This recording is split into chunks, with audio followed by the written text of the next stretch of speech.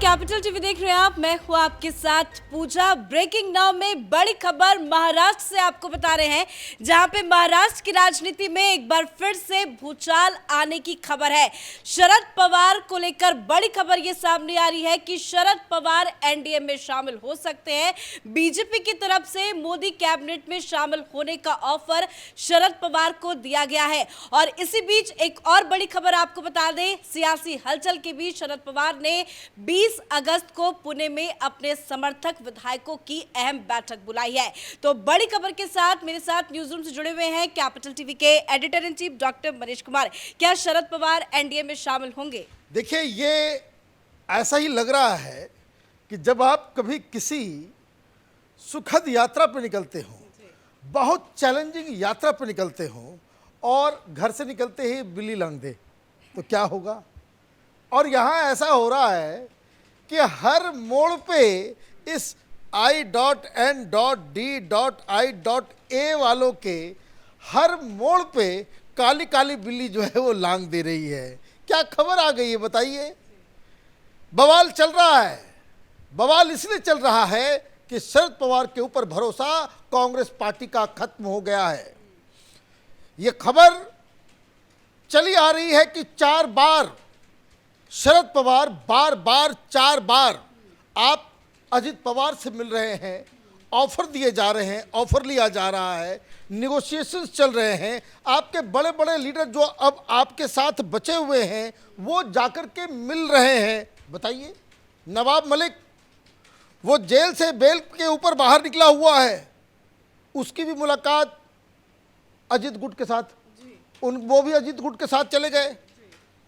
जो कोई भी बड़ा लीडर आपके साथ बचा हुआ है वो गुपचुप मीटिंग कर रहे हैं। तो ये खबर तो आएगी। और अभी अभी जो खबर आई है, खबर ये आई है कि शरद पवार इस डूबती हुई नाव जिसका नाम इंडिया है उसको छोड़ के वो जो सबसे जो कहते हैं ना मोदी के जगन्नाथ, वो जो विजय रथ है उस पे सवार होने को बिल्कुल तैयार हैं। बताया जा रहा है कि जो गुपचुप मीटिंग हुई थी उसमें अजीत पवार ने सुप्रिया सुले और शरद पवार दोनों को ही मोदी कैबिनेट में शामिल होने का ऑफर दिया। ऑफर की जो बात चल रही है, ये ऑफर की बात कोई खबर सुप्रिया सुले की तरफ से नहीं, अजीत पवार की तरफ से नहीं, बाकायदा इस ऑफर को कंफर्म किया जा रहा है कांग्रेस पार्टी के द्वारा। अशोक चौहान साहब ने बाकायदा ये कहा कि शरद पवार के पास ऑफर लेकर के अजीत पवार गए और ये बताया गया कि आप कृषि मंत्री बन जाएं या फिर नीति आयोग के चीफ बन जाएं, ये ऑफर दिया जा रहा है। अब अजीबोगरीब बात क्या है मैं आपको बताऊं, आप यकीन नहीं करेंगे।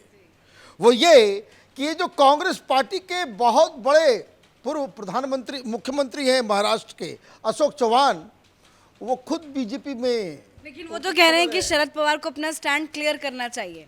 अब मसला यहाँ तक पहुँचा कि लगातार जो मीटिंग्स हो रही हैं और जिस हिसाब से एनसीपी के लोग इस डूबती हुई नाव को छोड़ के भागना चाह रहे हैं, तो उससे एक खबर ये आई कि कांग्रेस पार्टी ने एक इमरजेंसी मीटिंग की कि भाई अब क्या किया जाए।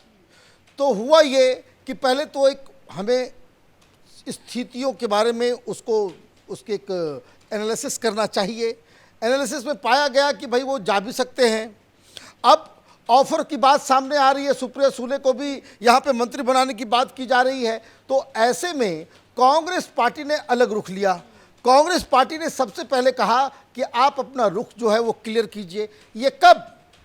दूसरी मीटिंग के बाद अशोक चौहान ने, जब वो प्रधानमंत्री मोदी के साथ स्टेज उन्होंने शेयर की थी, उसके बाद ही प्रेस कॉन्फ्रेंस करके अशोक चौहान ने कहा था कि ये गड़बड़ झाला है, इसमें कुछ डाउट जो है वो उत्पन्न हो रहा है।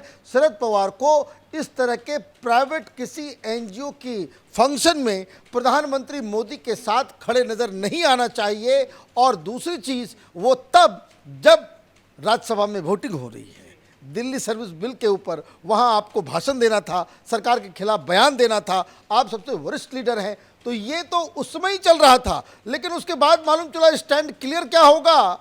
अजीत पवार से एक और दो चोरी चुपके इनकी मीटिंग चल रही है। तो ये सारी चीज़ें हुई। अब मसला इस तरह से सीरियस हो गया है कि नाना पटोले ने कहा कि हमने तो राहुल गांधी को बता दिया, राहुल गांधी के पास ये मैटर है, और राहुल गांधी ने नाना पटोले को कहा कि कीप योर माउथ शट, अब जो है आपको इसमें बोलने की आवश्यकता नहीं है, हम लोग यहाँ दिल्ली से सारी चीज़ों को टैकल करेंगे।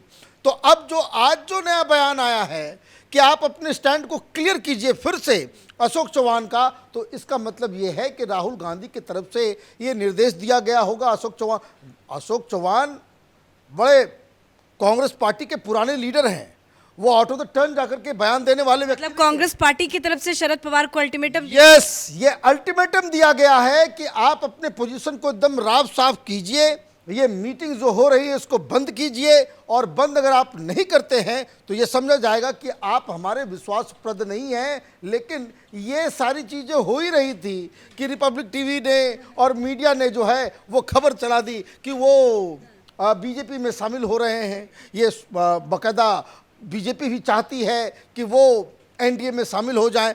तो ये इस तरह की खबरों से क्या चीज हो रहा है। एक और खबर आई है कि 20 तारीख को उन्होंने अपने समर्थक विधायकों की मीटिंग बुला दी है पुणे में। अब लीजिए ऊपर से अब तो और आप धड़कन, जैसा मैंने कहा कि आप किसी शुभ यात्रा पर निकलते हो और बिल्ली लांग दे तो क्या होता है। यहाँ बार बार हर दिन पटना में आपने मीटिंग की, वहाँ केजरीवाल ने लांग दिया, आपने जो है बेंगलोर में मीटिंग की, वहाँ तेजस्वी यादव, लालू यादव और नीतीश कुमार ने लांग दिया, अब मुंबई में मीटिंग होने जा रही है, शरद पवार जो है लांग दे रहे हैं। तो ये एक बड़ी मुसीबत में आ गई है ये विपक्ष की, जो पूरा जो ये जो भानुमति का कुनबा जोड़ा जा रहा था।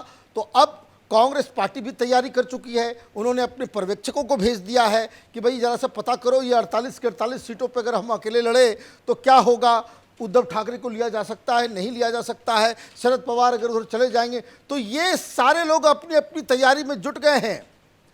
और इस बीच जो आपने खबर दी है कि पुणे में मीटिंग हो रही है, ये पुणे में मीटिंग बड़ा डेंजरस है, क्योंकि बार बार ये सारी मुलाकातें जो पुणे में हो रही है मुंबई के अलावा, तो ये मुझे लग रहा है कि ये जो खबर आ रही है कि उनका जो एक सॉफ्ट कॉर्नर डेवलप हो रहा है। हालांकि शरद पवार पहले भी अमित शाह से मिल चुके हैं, वो ऑफर लेकर के आए थे जब ये पटेल साहब और शरद पवार अहमदाबाद में एक रात के अंधेरे में चोरी चोरी चुपके उनकी मुलाकात हुई थी अमित शाह जी से एक रिसोर्ट फार्म हाउस के अंदर। ये खबर भी बाहर आई थी कि बार बार 2 या 3 बार शरद पवार की तरफ से ये ऑफर दिया गया था कि आप जो है ये शिवसेना को हटा करके हम जो है एक नई सरकार वहाँ पे बनाएं जिसमें जो है वो बीजेपी वो और एनसीपी जो है वो साथ हो जाए। अब दूसरी, अब ये जो इंडिया बनने से समस्याएं जो कुछ और बन गई हैं, टीम वो चली गई है, और कई सारे जो एक्सपर्ट्स हैं वो यही कह रहे हैं, जो शरद पवार को बड़ी नज़दीकी से जानते हैं, कि शरद पवार उस तरह के व्यक्ति हैं जो इस तरह का पूरा खेल रच सकते हैं कि खुद ही की पार्टी में आप जो है तोड़ दिखा करके अपने तमाम इम्पॉर्टेंट लोगों को, जिसको आपने राष्ट्रीय अध्यक्ष भी बनाया वो भी चला गया उधर, जो आपके साय की तरह प्रफुल्ल पटेल जो हमेशा नज़र आते हैं, जो पार्टी के फिनेंस को देखते हैं, वो भी चले गए उधर, जो आपके सबसे बड़े लीडर हैं आपके बाद आपकी पार्टी में अजित पवार वो भी चले गए उधर, आपने जिसको महाराष्ट्र का इंचार्ज बनाया वो भी चला गया उधर। तो ये सारी चीज़ें जो हो रही है, कई सारे लोगों को लगता है कि ये जो है ये शरद पवार का ही खेल है कि आखिर में वो ये कह दे कि देखिए हमारे सारे लोग जो है, अब देखिए वो उन्होंने क्या कहा भी कि कुछ लोग बीजेपी के साथ जो चले गए हैं उनके साथ हम सौहार्दपूर्ण बहुत ही कोऑर्डिनेशन के साथ हम मीटिंग कर रहे हैं, इसमें मीटिंग में कोई बुराई नहीं है।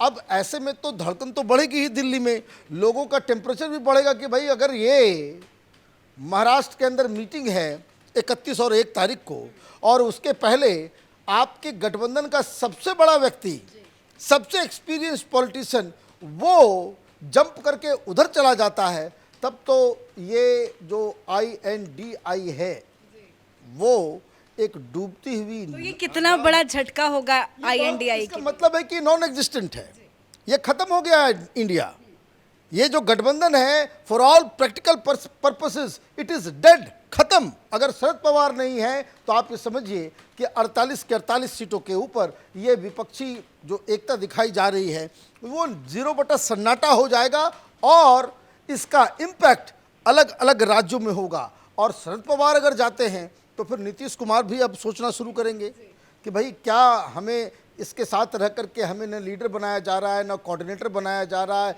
न संयोजक बनाया जा रहा है, हमें को भाव भी नहीं दिया जा रहा है, तो क्या फिर वापस हम उसी जगह पे अपनी गाड़ी को लगा दें जहाँ पे हम हमेशा से गाड़ी को पार्क करके जो है अपनी राजनीति करते हैं। तो ये सारी चीज़ें पॉसिबिलिटीज़ हैं।